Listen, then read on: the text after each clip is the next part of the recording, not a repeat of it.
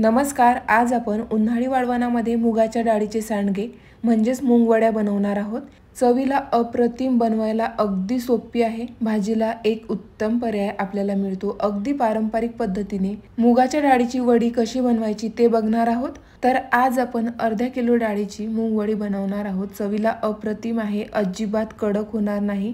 अगदी पहिल्या प्रयत्नात परफेक्ट चवीची मुंगवडी तुम्ही घरच्या घरी तयार करू शकता. चला तर वेळ न घालवता पटकन आपण रेसिपीला सुरुवात करूया. सर्वात आधी इथं मी अर्धा किलो मुगाची पॉलिश डाळ घेतलेली आहे. जर तुमच्याकडे पॉलिश डाळ नसेल तर तुम्ही घरी तयार केलेली अनपॉलिश डाळ सुद्धा घेऊ शकता.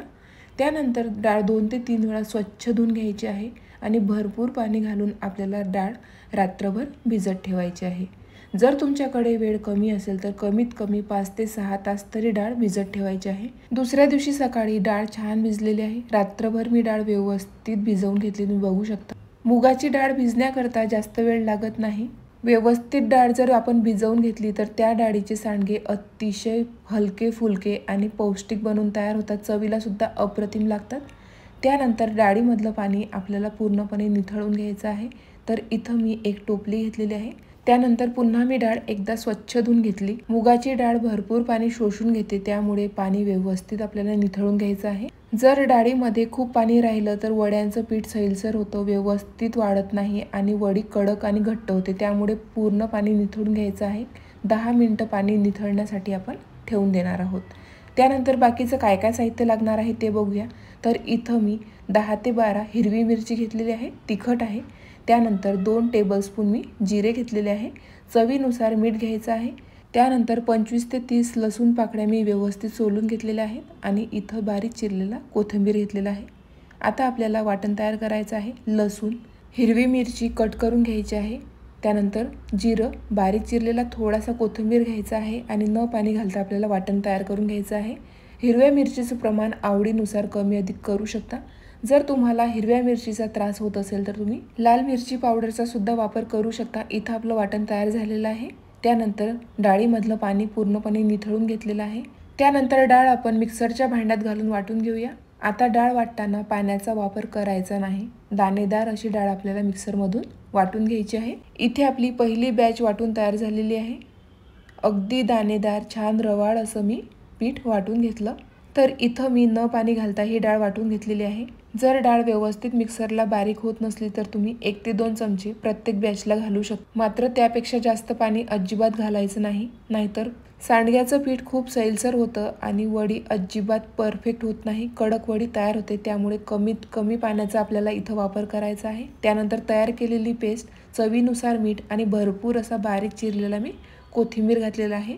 त्यानंतर सर्व साहित्य मी हाताने व्यवस्थित एकजीव करून घेणार आहे आणि 3 ते 4 मिनिट अशा पद्धतीने आपल्याला सांडग्याचं पीठ व्यवस्थित फेटून घ्यायचं आहे.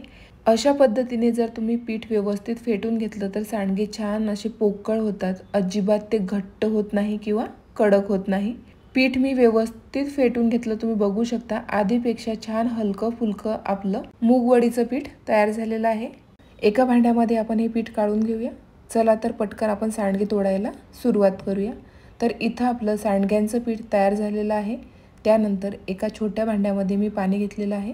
सांडगे तोडण्याआधी आपल्याला हात ओला करायचा आहे, म्हणजेच पटापट आणि एकसारखे सांडगे तोडले जातात. सर्वात महत्त्वाचं, पीठ सुद्धा हाताला चिकटत नाही. त्यानंतर छोटासा गोळा घेऊया आणि सांडगे तोडून बघायचे. जर व्यवस्थित सांडगे तोडले गेले तर समजायचं की परफेक्ट आपलं पीठ तयार झालेलं आहे. चला तर सांडगे आपण तोडून घेऊया. सांडगे तोडताना मध्ये मध्ये थोडा पाण्यात हात ओला करून घ्यायचा. पीठ हाताला चिकटत नाही आणि छान एकसारखे सांडगे तोडल्या जातात. तर इथं मी उन्हाळी वाळवणासाठीचा जो प्लास्टिकचा कागद येतो तो घेतलेला आहे. कॉटनच्या कपड्याने व्यवस्थित स्वच्छ पुसून घ्यायचा. त्यानंतर त्यावर आपल्याला सांडगे तोडायचे आहेत. तर इथं मी अर्धा किलो मुगाच्या डाळीचे सांडगे एकटीनेच तोडले, बघू शकता. छान एकसारखे सांडगे तोडले जात आहेत. जर तुम्हाला हाताने सांडगे तोडायला कंटाळा येत असेल तर तुम्ही पायपिंग बॅगचा सुद्धा वापर करू शकता. इथे आपले सर्व सांडगे व्यवस्थित तोडून झालेले आहेत, तुम्ही बघू शकता. त्यानंतर कडकडीत उन्हामध्ये आपल्याला 3 ते 4 दिवस सांडगे व्यवस्थित सुकवून घ्यायचे आहेत. तर इथं आपली मूग डाळीची वडी तयार झालेली आहे, म्हणजेच मुगाचे सांडगे आपले तयार झालेले आहेत.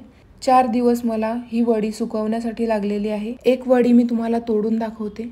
तुम्ही बघू शकता किती पटकन वडी तुटते म्हणजेच परफेक्ट इथं आपली मूग डाळ वडी म्हणजेच मुगाच्या डाळीचे सांडगे तयार झालेले आहेत।